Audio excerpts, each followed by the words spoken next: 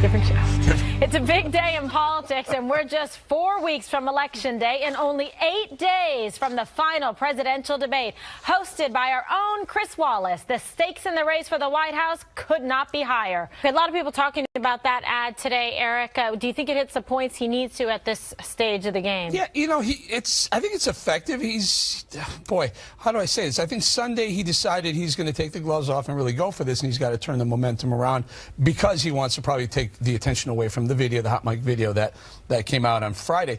But if you notice today, and I'm not sure if it's because of what went back and forth with Paul Ryan over the last couple of days, he's been tweeting aggressively. He says the shackles are off. I can finally do what I want to do. And he's been more aggressive today, last night and today. So maybe he's pushing back on some of the advisors and saying, I'm going to go a little bit harder core the next 28 days or so and see if this works for me. It just feels something changed yesterday and today. Like he's just like a nothing to lose attitude, like let's go all out. After an election? Dana, so maybe he's winning hearts and minds of Trump supporters, but is he winning hearts and minds with an ad like that with women, independents, undecideds? Well, the video does exist. I mean, that did happen when she stumbled at the World Trade Center event on 9/11. The campaign did not reveal that she had pneumonia. She had to later come out and do that. I think they probably knew that that was going to be used against her, except for that in the first debate, Donald Trump really kind of let the health thing go because she did fine. The stamina was there. But that you notice the language in there is basically that she's not only is she corrupt and incompetent, but she's also unhealthy and she doesn't have the stamina, which I think is also probably doesn't play well with women. I would imagine they're about the same age. They've been on the campaign trail. I think that some people get pneumonia. That's what happens. The ad, it reinforces what some of his supporters want to see. And you keep winning those people and over and over again. That's great, and they'll turn out for you. But does it expand the map? Probably not. All right, so it's all about the Electoral College, right, Julie, and making sure to see, and you saw now 2 states that they say are now leaning Democratic that before were more toss-up. So what do you think about these developments and an ad like this targeted to try and expand his base? You know, I thought the first half of that ad was great. It was effective. The second half of that ad with this not-so-subliminal messaging about the fact that she's on death's door, that I think Dana's right about, that it's not something that's going to resonate well with women. Again, if she were somebody who'd been off the campaign trail since that incident where she stumbled at the World Trade Center, had she not put in 2 difficult debates where she seemed like she had energy and stamina to deflect from that issue, then I would say that's fair to say, but it doesn't ring true. And what it does is it takes away from the message, the core message of what that ad should be, which is that the world is a mess. Rightly or wrongly, Hillary Clinton was responsible for what's going on right now. And that's something that he should have run on. I would have advised him and his advisors to have left the second part alone and focused primarily on the substantive part of the ad. So you would have edited and said, stop right there, don't talk past the sale. Totally, yeah, exactly right. Yes. One of my favorites. All right. Tom Shalhoub, welcome. It's been a while. It has. Things good? Things are great. You have a beard. What do you think? I still like it. Listen, the talk online, people like it. On Twitter, the talk on Twitter is they like it, so who knows? It's the rough side to the barbershop quartet. I am rough, and I like this ad. Exactly. I think it's great. This is what political ads do. You take out an ad, you have your message, and then you show pictures of the candidate not looking their best. When do they show their opponent looking their best? They don't. It's when, you know, why is it a women thing? You can't show Hillary not looking her best? Every time you run against someone, you show the candidate, you have all these guys looking haggard and terrible. That's what you do in a political ad. Exploit the weaknesses. Yes. So this is a political ad online, and if you notice, YouTube put a warning on the bottom of the ad. Amazing. Like, be careful before you resend this or send this along. Is the ISIS share part? this. I'm not sure. They don't exactly say why. Probably the ISIS But, part. boy, I got to tell you, I'm just a little taken aback that they would warn on a bottom of a Not just warn, ad. it's not available in search. You have to click on it. It doesn't Well, come what up. does that tell you? It also warns you about sharing that ad for some reason. They don't specify why. That seems sort of bizarre. We're going to investigate that and probably not get back to you. All right. As we mentioned, we're just being honest. 8 days away from the third and final presidential debate at the University of Nevada at Las Vegas, where Fox News Sunday anchor Chris Wallace will be moderating. Now, Trump had some tough lines for Hillary Sunday night in St. Louis. Listen. People their lives have been destroyed for doing 1/5 of what you've done. And it's a disgrace. And honestly, you ought to be ashamed of yourself. It's just awfully good that someone with the temperament of Donald Trump is not in charge of the law in our country. Because you'd be in jail. If he wants to start, he can start. Go ahead, Hillary. No, go ahead, Donald. No, I'm a gentleman, Hillary. Go ahead. Honest Abe never lied. That's the good thing. That's the big difference between Abraham Lincoln and you. We have a divided nation because people like her, and believe me, she has tremendous hate in her heart. And when she said deplorables, she meant it. All right, so what should each of the candidates do a week from tomorrow to sway undecided voters in the home stretch? This is the big question. It is the final debate, but yet the first fair and balanced debate. Dana? I'm excited Fox because News. Chris Wallace, you know what, he's got that thing where he has a presence about him. I remember the first few times I had a chance to go on Fox News Sunday. He makes you nervous, it's like a teacher. It's terrifying. You actually want to do a really good job. Like you are on notice that you have to have your you-know-what together. And he has that ability to sort of look over his glasses at you as if There you he better is. deliver something. There he is, right He's there. looking at you now. So I'm looking forward to this. And it feels like these have come sort of fast and furious. It was just a few days ago that we had the last debate. The thing is, I think Donald Trump did a lot better in the second debate than the first. I know his supporters loved it that he finally was taken to Hillary Clinton. And whether you care or not, the scientific polls that came out afterwards have him losing that debate. So if the question is, how does he expand to reach undecided voters? I don't know what he does, because at this point he has said he's unshackled. I don't know what that exactly means, but I think that means you're going to get the full Donald Trump on Wednesday night. I would not miss this debate. The full Monty. This could break a record. I mean, honestly, because what we've gone through, we had the first debate where Hillary won, the second debate where a lot of people say either one of them won. There was a Wall Street Journal poll, I think, that had just... It outlined post-debate. It had prior to the debate, the last couple of days, but also just post-debate. And the number was the same. They had Clinton leading by 7, which they had Clinton leading by 7 prior to the debate and all that stuff as well. The point is this. The third debate could be the final opportunity to make your final decision. You don't want to miss this. I didn't like Anderson Cooper and Martha Raddatz arguing and fact-checking and almost debating Donald Trump in debate number 2. I just didn't like it. It felt awkward to me. Chris Wallace, he said he's not going to fact-check. He said he's going to let the other candidate fact-check the candidate who says something wrong. Yeah, do your homework that'll be and fun defend to yourself. watch. Let Yeah. them go at it. Let them fact-check. Let them argue who's right about whether the red line was drawn while she was Secretary of State, or how many barrels of oil that we still import or not, or some of the things that Donald said. Let them do it. I love that idea better. What's the record now? 100 million? What 100 million? We could break a record. Close to it. Yeah. You know what I think he needs to do? He needs to reshackle himself, because what he did right in the second debate, if he did anything right at all, was the second half was more substantive, and that's where I thought he did better. The first half, I know his base loved. I know when he started trotting out the women, the base loved it. Nobody else loved it. His Obamacare answer was great. But yes, that's what I'm talking about. When he was talking about substance, that's where I thought he did well. When he was talking about women and then your husband did worse and you're a liar and you've got hate in your heart, that kind of stuff, people don't like. His base loves it, but nobody else loves it. So if I were in his shoes, I would reshackle myself. I would get a hold of some policy briefings before this next debate. Of course it's not. Of course it's not. But that's what he should That sounds do. a little Pulp I'm not Fiction, saying, yeah, 50 well, Shades of Grey, Julie. Well, what he's talking about is 50 Shades of Grey. I'm suggesting he put away the 50 Shades and maybe talk about things that real people care about, which is not 50 Shades, but more about how their lives are going to be improved under President Trump versus who Bill Clinton may or may not have slept with back in the 70s, 80s, and 90s. He's got a winning case to make, though, just on the issues alone. If people care about the economy, he is more trusted to be able to make advances and put the economy back on the right track. You can talk about Obamacare, like Dana said. Tom, you can talk about national security and the failed foreign policy of Barack Obama. Talk tethered about with immigration. Secretary he Clinton. owns her on immigration. Well, Just go there. That's what his supporters like, too, but he's got to start getting the lean towards me versus lean towards her. And it may be a head fake, this whole thing, the unshackled. He's putting it out there. He's got the tough ads.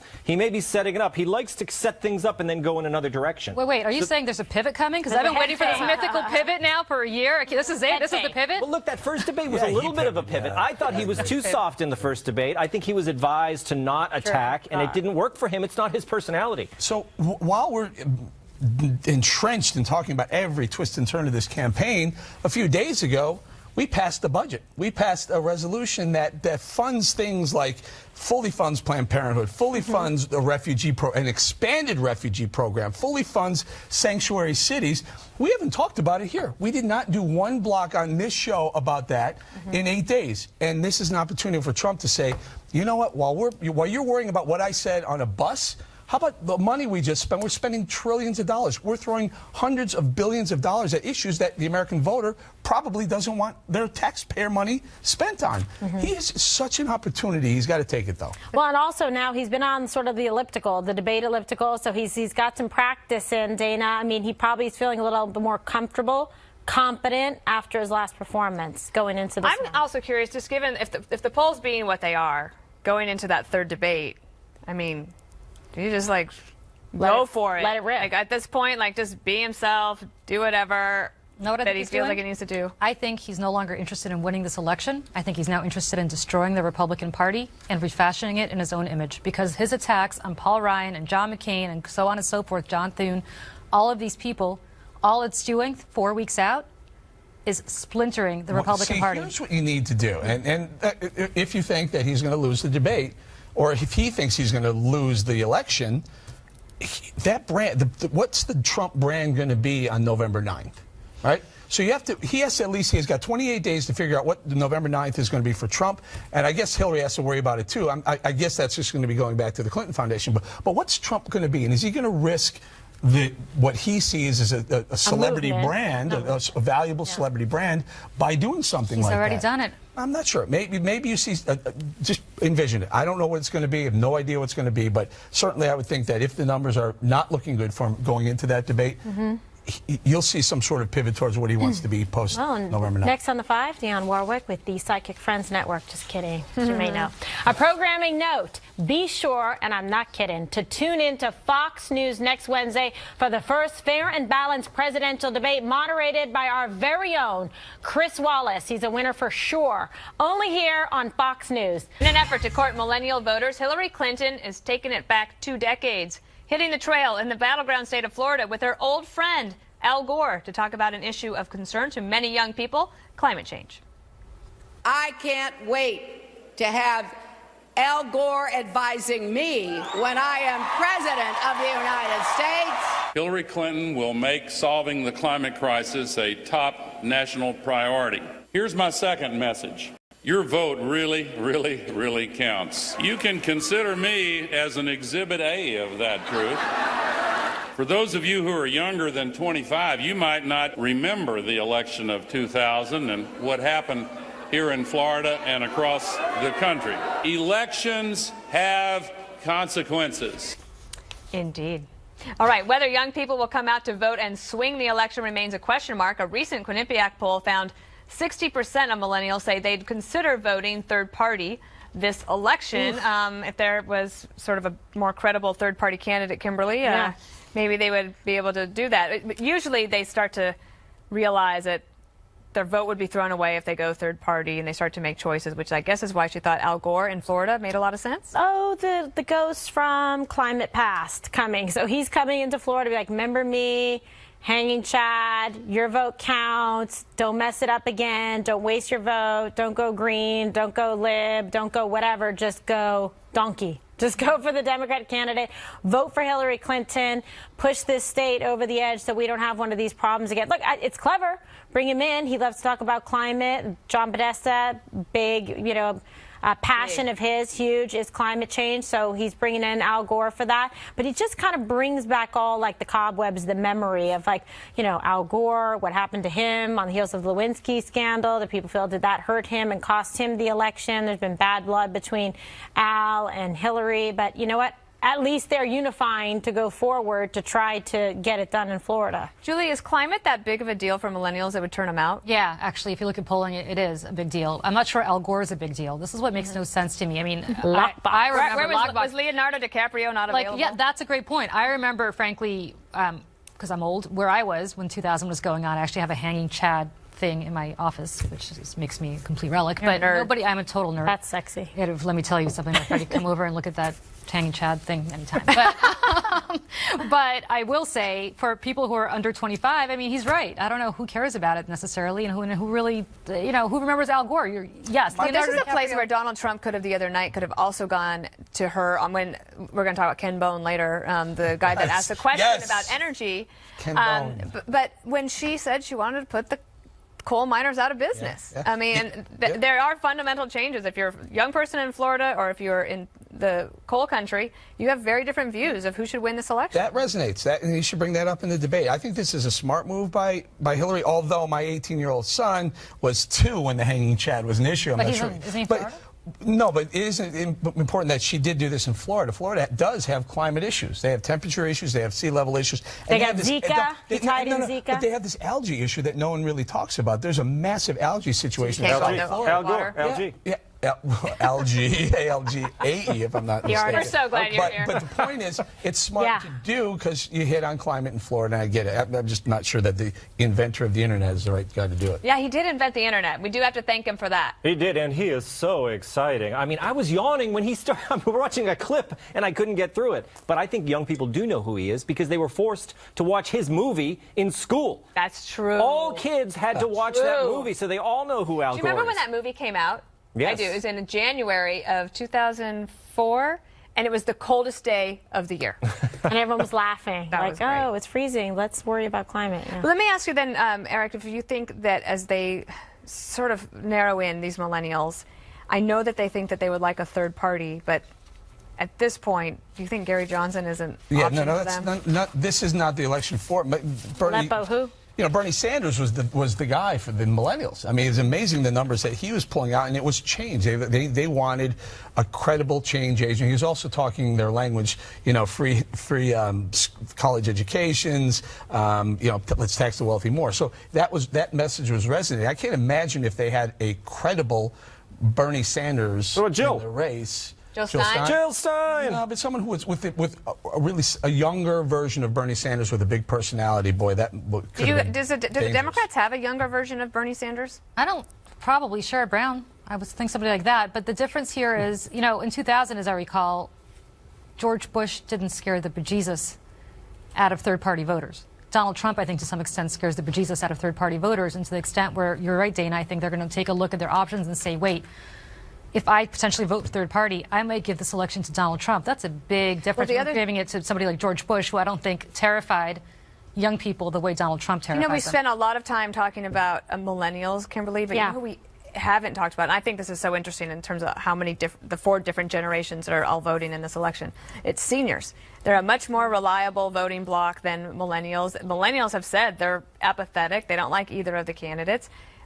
Should we maybe have more attention on seniors? Yeah, why not? I mean, 100%. But look at the villages. I think they're like pretty much all in for Trump. But yeah, why not? Seniors will go out. They're totally into voting, into the election process, perhaps more even party invested than, say, millennials. We're looking for something new and fresh, and we're so attracted to the candidacy of Bernie Sanders. They're not going to lay awake at night like sweating and crying over the Democratic Party and the DNC and Hillary. They don't have that kind of investment. But I think seniors, you can make a persuasive case, and especially as it relates to like Obamacare and Medicare, and say, this is somebody who's going to make changes, that realizes you've been left behind and failed, and we're going to make sure that we earn your vote. You matter to us, you're great Americans, and we're going to take care of you. So if you are a senior or a millennial in Florida, like if your grandma lives there, make sure you get her to the polls, and she'll take you to the polls, and everybody will vote, and it will be great. That was my public service. Yeah, PSA. For the past couple of weeks, the media has been focused mainly on old Donald Trump tapes from over a decade ago. But why haven't they been pushing more for answers from Hillary? Well, Democrat Senator Chris Coons is urging for the release of Clinton's paid Wall Street speeches. It seemed to me that it's in everyone's best interest for us to reach across the aisle, to engage those who feel they're on the outside, to build some confidence in, I think, the strongest candidate for president, Secretary Clinton, and to release things that are now only known in portion. Meanwhile, there are even more new WikiLeaks revelations. In 2014, Hillary sent an email to her campaign chairman, John Podesta, saying Saudi Arabia and Qatar are funding ISIS. And the leaked emails also show Clinton's staff debated how much outrage she should show lawmakers over Benghazi at her 2015 Capitol Hill hearing, KG. We have lots. It's like 4,000 emails in the last couple of days. Yes. We keep finding new things. More just coming out now. Yeah, so you'll hear about it later. So what it is you've got to process this because you have to make sure, you have to check. But what's very interesting to me is it seems that they're very worried about something big or significant dropping, because from the beginning they've been putting forward the narrative that perhaps this is something that was subject to like a Russian hack, that you can't trust the WikiLeaks documents because maybe they've been doctored, because WikiLeaks, like they said, was an agent of the Russians trying to put this stuff forward to do in Hillary Clinton. So they're saying no matter what comes out, distrust it, because they're probably worried that something more significant than we already know could be released. Dana, right now is Podesta going, oh my God, what did I write? What did I send to who? Is he like going through everything he ever sent in his mind? He probably knows. I don't know him very well. He strikes me as a pretty calm character, so I think that he's probably letting this ride. I do think it's important to provide some context, though, because she did say that she thinks that Qatar and Saudi Arabia are involved. But what the full quote is, while this paramilitary operation is moving forward, we need to use our diplomatic and more traditional intelligence assets to bring pressure on the governments of them, because to me that sounds very clear-eyed and level-headed. I don't know why they're talking about this on a non-secure email. It seems to me fairly significant, but I think that what she said there is not... You don't think it's earth-shattering? I don't think it makes her look bad. She's being relatively smart about addressing the issue. Contemplative. Julie, one of the things that I saw, and I'm trying to figure, I think this is a big deal, and I'm not sure why they're not blowing this up a little bit more, was Hillary Clinton's reluctance to talk about reinstating Glass-Steagall. Glass-Steagall years ago was there. It was basically a Chinese wall between the investment bank and the depositors' money. Bill Clinton lifted that wall and let both banks become too big to fail. Now, her advisors were suggesting, let's get Glass-Steagall put in so that we push back on Elizabeth Warren's issues and Bernie Sanders' issues, and she was reluctant to do it. Why do you think? think There's an opening there for Trump to say, hey, she's been on both sides of the Glass-Steagall wall, and she's been on both sides of TPP wall. Is this who you want to be president? Well, he can certainly say it. I mean, the problem for him is he in favor of reinstating Glass-Steagall? I don't know that he is, or whether he's even aware what Glass-Steagall is. Look, here's the problem with what has come out with these WikiLeaks so far. The most important thing to me is you have people talking about, as Dana said, policy issues, which is not earth-shattering, talking about how she's going to address the Benghazi committee, which is basically prep for a committee hearing, also not shattering. And I think if you were to hack the emails of anybody in that situation, you would find very similar content. So all of this stuff that's supposed to be very earth-shattering and explosive in reality is nothing more than what any politician would have as trying to assess their own vulnerabilities, the vulnerabilities in Bernie Sanders' case of their opponent, trying to figure out the best way to exploit it and the best way to mitigate against your own vulnerabilities. Based on that, I don't see anything earth-shattering. It's what you do in a campaign. I've worked on enough campaigns where there's a million candidates who have the same kind of issues and the same kind of prep that they do. Are we getting more? It's earth-shattering because it's not earth-shattering. It's banal in how little regard these people have for the American people. I mean, it gives me the willies when I read these things. They never talk about policy. They talk about themselves. The thing about how much outrage should I show? I mean, it's ridiculous. It's all theater. And of course, Podesta is not shaking in his boots about his emails because he shrugs everything off. And the media helps him shrug it off because they shrug too. They can do whatever they want. It's ridiculous. But it's a campaign. I mean, Tom, you're assuming these people are sitting here trying to determine policy. They're trying to determine how they're going to inoculate their candidate against political attacks. And you may like it or dislike it. It happens on every campaign. I dislike it. Okay, you can dislike it, but I guarantee you there's Republican campaigns and Democratic campaigns that are responsible that do the same thing. That's called being prepared in a campaign. It's policy, process, preparation, spin. Yeah, I think that what's interesting was that the soundbite that you showed from Senator Coons, I think that actually, he's kind of auditioning to be the future Bernie Sanders of the party. And I think that while the Republicans are going through their own civil war right now, the Democrats' civil war is coming. And you can see it. All the seeds are being planted right now because nothing that the Democrats do in the future will ever be pure enough for the left. So they've been pushed that far. Elizabeth Warren. She's the new Bernie Sanders? She might just be the new Bernie Sanders with enough likability. I think for sure. Certainly smart enough to do it. She was Bernie Sanders before Bernie Sanders was Bernie Sanders, though. Yeah. She was like the first one to do this. Well, because she was laying back, she wasn't going to get burned. Bernie got Burned. All right, we'll leave it. We were not allowed to have any electronic devices with us, and we were sequestered at the debate venue from about 8 a.m. until the debate was over at 10. When I turned my phone back on, when I got back to my car at about 10:30 Central, I had thousands of notifications and Twitter friend requests and Facebook friend requests. I'm just really glad that I have a small platform to encourage people to spark the debate on energy and to get out and vote. Make no bones about it. I did not write that. Ken Bone has emerged as the unofficial star of Sunday's debate, setting the internet on fire with his bright red sweater, much like I'm wearing in honor of him today. The undecided voter has won over America's heart, revealing why he made his now famous fashion choice for the big event. I had this really nice suit that my grandfather really liked before he passed away, and so I thought, I'm going to be on national TV. I'm going to wear Grandpa's favorite suit of mine. But apparently, since Grandpa passed away, I've gotten a little more fat than I used to be. And when I got in my car, I tore the pants open. You ripped the seat. And they are destroyed. Oh, man. Yeah, I ripped the seat right out of the pants and had to switch to emergency plan B. After the debate, Bone says he's become more undecided than ever. Oh, dear. I am racking my brain here trying to think of something to ask about this. Well, I think that it's really interesting that people were looking for anything in that debate that would be positive that they could grab onto, and it happened to be Ken Bone, and he was he didn't expect to be this internet star, and he's just so honest. When he talks about ripping the seat out of his pants and he throws another one, he's got his grandparents. I mean, if you were looking for real Americans, you found him in Ken Bone. Tom Shalhoub to get his sweater, which was a very good value. You know, I like a guy in a zipper sweater. I always loved that look. But I detect a little snobbery with the whole Ken Bone thing. It's first of all, the reason Twitter was looking for something was because Trump won the debate, and everybody on Twitter couldn't believe it, and they were like, "What do we talk about? Let's talk about this guy in the red sweater." That's number one. Number two, it's a lot of snobbery. Oh, look at the average American. I love him so much. There's something about it. It's right a little now. bit of bullying. Right? But Look at you. I know, it's terrible. Look, you got a really cool, slick guy, and then you got average American Ken Bone. It's just cruel. Wow. Who got into you? Look, I think, what got into me? I'm the average American. What I'm saying is America is not loving Ken Bone. They're making fun of him, and I don't like it. All right, I disagree profoundly. Eric, is he the one we've been waiting for? Is that basically what Dana's saying? It's amazing. There's this internet sensation now. He started with something like 7 followers. Now he's up to 100,000 as of airtime. Here's my issue. He had the most substantive question of the whole debate. Yes. No question. Hands down, he asked about an energy question.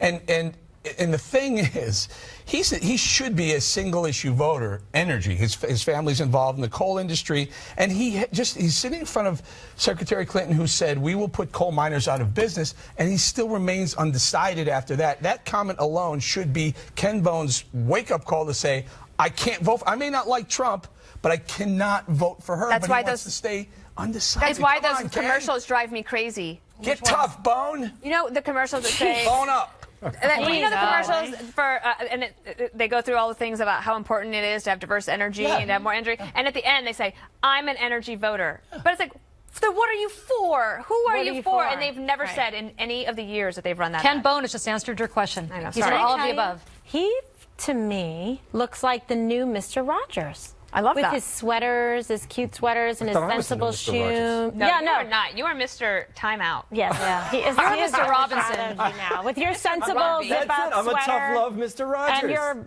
little beard thing or whatever that is. You don't think they're making fun of Ken Bone? I do. No, I think people think he's cute and charming. I actually agree with you. I think there's a lot of New York media condescension about Ken Bone. Everybody's I sitting don't think around, so. sitting, oh, isn't he so cute and adorable? He's not like us. He's, I agree. There's a little bit of Ken, condescension no one's there. making fun of you. Not at this table. I think I'm not. Not at this table, but I agree. That I there just is want Bone to make a decision. Is Ken married? Are you looking? No, I'm not interested in think being he is. Mrs. Bone, but No, no, I mean in a nice way. Jeez. Kim Bone. Directly ahead, Donald Trump shares the campaign stage with a much younger version of himself. So I had toddler Trump handle the spotlight, breathlessly waiting with anticipation to find out next. Despite the heated rhetoric in the election, there are still some fun and light moments from the campaign trail. First up, Donald Trump's mini-me steals the show at his rally in Pennsylvania. Watch. So cute. Now, he's supposed to look like Donald Trump, but he's actually much too good looking. You are really handsome. Where's your daddy? And your mommy, right? Do you want to go back? Do you want to go back to them, or do you want to stay with Donald Trump? Trump. Oh my God. You can't script that. It's fantastic. What about little Trump, though? He's so adorable.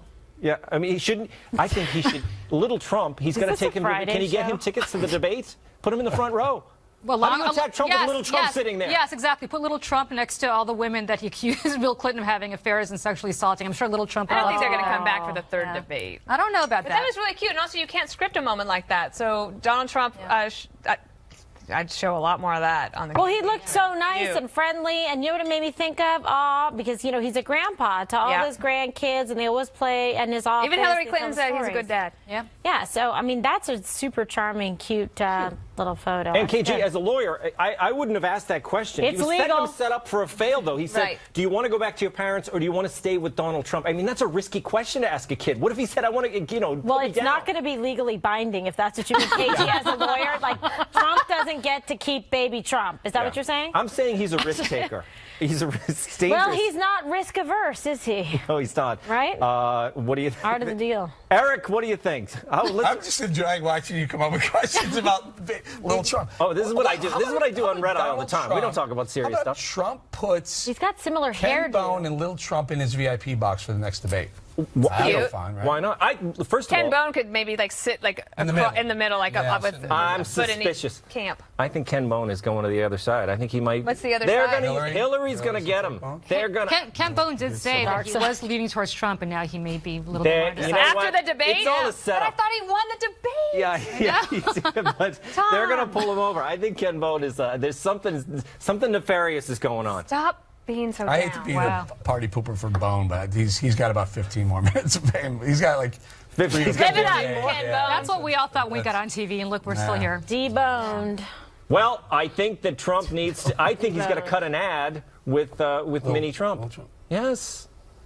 Forget the attack. Millennials. Has Trump done any positive ads for? I mean, I About see himself? I see all the attack ads. We need to see the lighter side of I Trump. think some don't of we? the PACs have done. I think The that. Apprentice was his positive ad. The thing is, his strength is his rallies. He's out there. If you watch the rallies, they're amazing, and it makes you. It kind of. Show him in the ads. Yeah, the enthusiasm. I don't see the rallies in the ads. Why don't we see them?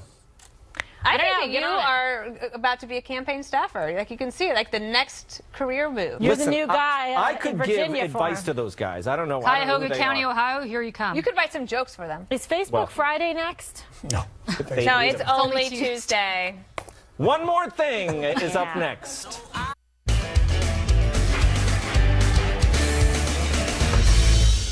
All right, it's time now for one more thing, and you may have seen this on the channel earlier, but it was incredibly heartwarming. It's another tribute to the men and women out there in blue that serve and dedicate and put it on the line all the day. And this case was a case of saving a child's life, and it's very sweet. Last month, 25-year police veteran Lieutenant Kenneth Knox got a surprise of a lifetime when he answered a call for a choking child, and you see the picture of her right there. When he arrived, he said that the little 2-month-old girl, Mayavi Param, was turning blue and fading fast, even after her parents had tried giving her CPR. So good for them, because everyone should know that. He performed reverse CPR and was able to get a piece of cereal out of her throat. Wow. Story doesn't end there. Earlier this month, the parents of the little baby girl asked Lieutenant Knox to be her godfather. How amazing is that? In a Facebook post to little Mayavi, Lieutenant Knox wrote this: "It is my honor, my privilege, and pleasure, my precious angel. I swear I will forever be your guardian and love you with all my heart." Wow. God bless them both. How sweet is that? Great story. KG, That's this so is like sweet. the 7th time in a row I've cried at your OMTs. Oh. But I'll go next and try to make you laugh, because I think you're going to like this. I was thinking of you when I thought of this. Blake Shelton was with Jimmy Fallon, and last night they had another episode of where they try to make each other do something they've never done. Several months ago, Blake had to eat sushi, which he hated. And last night, Blake made Jimmy Fallon milk a cow. Take a look. This is Oreo. Okay, cool. Meet Oreo. Hi, Oreo. Did I ever dress? Because I thought... You dressed very disrespectful. It's a old farming tradition that you do a shot of your first milk. I love that when Is that he threw it over his true? shoulder. Did No, you? I don't think so. Did I do Wait. of the goat milk? You milked the goat. I did. Did You you did take a so shot? well. Nobody. Remember that little girl Charity? She was the one helping she you. taught me, and I mean now I feel like I'm recession proof because there ain't a goat I can't milk. You're gonna have to do it again and take a shot of the milk. Funny, Tom. Okay. It's good. Is that a real tradition? Do you really? No, I think he Oh, you was. made I that think up? he was giving him a hard time. I think I've it never should be heard a that. tradition. You ought to drink the milk if you're going to milk the cow. So if you do like a milk a goat, you drink the goat and the milk and then chase it with If the you milk it, you cow. got to drink it. That's my rule. I love goat milk. I'll drink it next time you milk it. Wow. I'll drink it. Okay, so I have a customer. I'm telling you. I'm here for you, KG. Don't talk past the sale. What a team. Yeah, exactly. It's your turn. Yeah. Is it my turn? Yeah. So we did the whiteboard on the Senate. We talked about what the Republicans need to do to keep the Senate. Personally, I think it's still a Republican Senate. House is going to be real tough for the Democrats to flip. But what about the gubernatorial races? There are 12 gubernatorial races. Right now, the governor's houses across the country are 31 Republican, 18 Democrats, 1 independent. There are 12 up for election in 2016, November, same day, November 8th. Right now, it looks like, by the way, 4 of those are Republican, 8 of them are Democrat. And it looks like they're going to continue to hold, but a couple of key races. Keep your eye on Indiana, where Mike Pence was, North Carolina, New Hampshire. That's 2 Republicans and 1 Dem. It would take a lot. It would take almost a clean sweep to switch the country from a gubernatorial Republican to Democrat. Are those the 18 states that aren't doing so good too? Have some problems, Could be. some We'll issues. look into that. We'll look into that. We'll get back We'll to get you. right back to you. Or we won't.